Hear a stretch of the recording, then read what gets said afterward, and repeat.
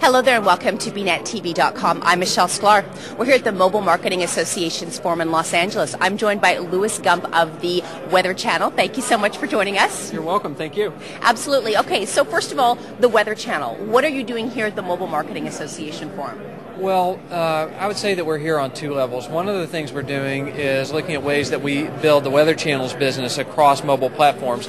The second part is to be a catalyst for the growth of the mobile platform. We think that's very useful for consumers. Wonderful. So tell us how you're going about and I guess getting yourselves further entrenched in the mobile space. Sure. So we started building mobile products in the late 1990s, and so we're working on about 10 years here.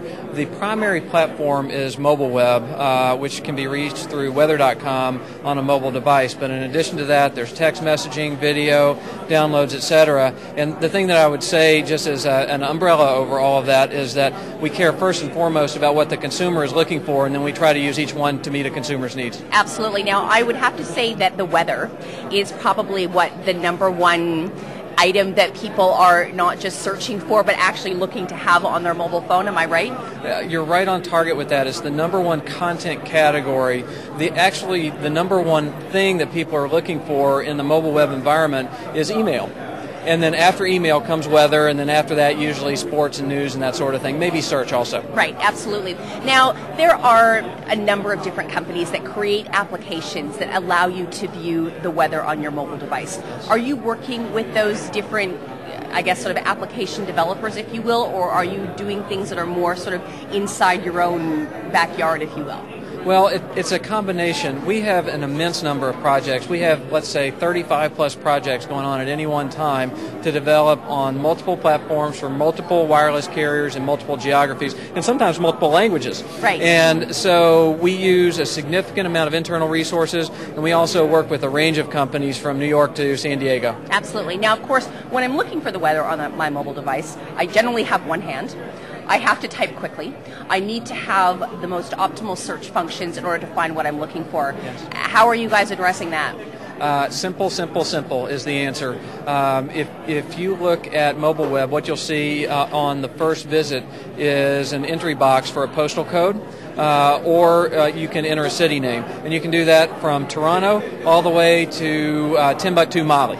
Excellent. And what other types of things are you creating that's going to make the user experience interesting, if you will, and keeping them coming back to the product that you're delivering? Sure. One of the things that we're most interested in right now is how to integrate our multiple mobile platforms, for example, mobile web and video. So around the holidays of this year, we'll be launching an ability to link from mobile web directly to a video for a given city, and we're pretty excited about that because it starts removing some of the artificial barriers, and it comes back to what the consumer would think is the most interesting and have them kind of jumping up and down and saying, hey, this is great. Absolutely. Now, if I may ask you, does your background come from delivering the weather as news, or does it come from the mobile or tech space? Well, you know, the way we look at it, the Weather Channel's job is to reach consumers wherever they are, and so I think less of a particular kind of use factor, whether someone's at home in front of a TV or at work in front of a computer or at a, let's say, a soccer game or football game, depending on vocabulary, what you want. And it's more about,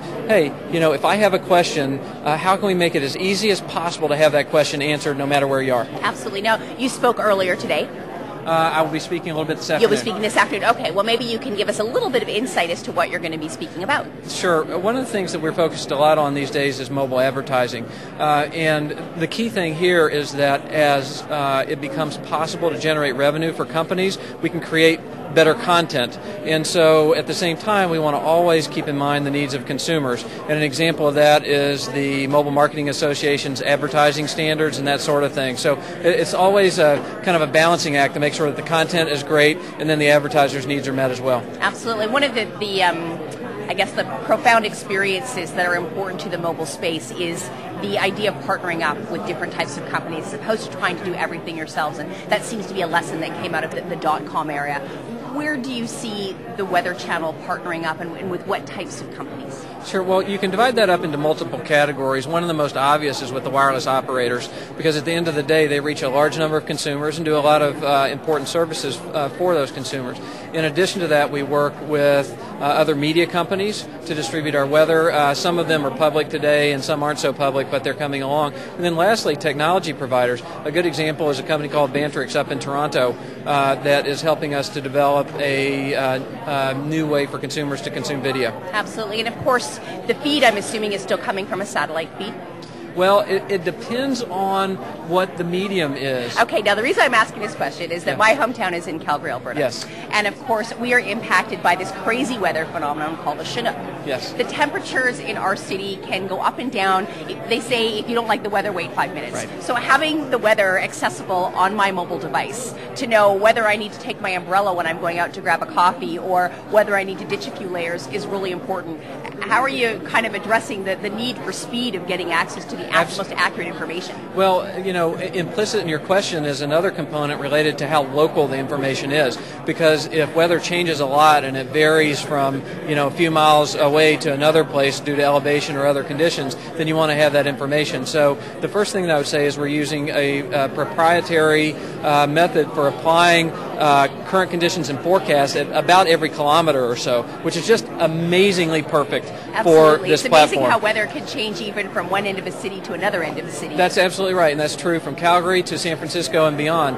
The other thing is, and this is simple, but it's hard to do, making our site incredibly light. So one of the primary product objectives is to make sure that our site loads in just a handful of seconds every time. If it's a text message that someone's looking for, making sure that they get that text message in 3 to 4 seconds. So quick delivery, kind of answering questions, and then allowing deeper exploration is probably the core conceptual groundwork. Right on. Louis, thank you so much for taking the time to speak with us. That was very enlightening, and as I said, the weather is the number one thing, so I'm glad we had a chance to get you on bnettv.com here. Thank you so much. You're quite welcome. We're here at the Mobile Marketing Association's forum in Los Angeles, and we've been speaking with Louis Gump of the Weather Channel. I'm Michelle Sklar for bnettv.com.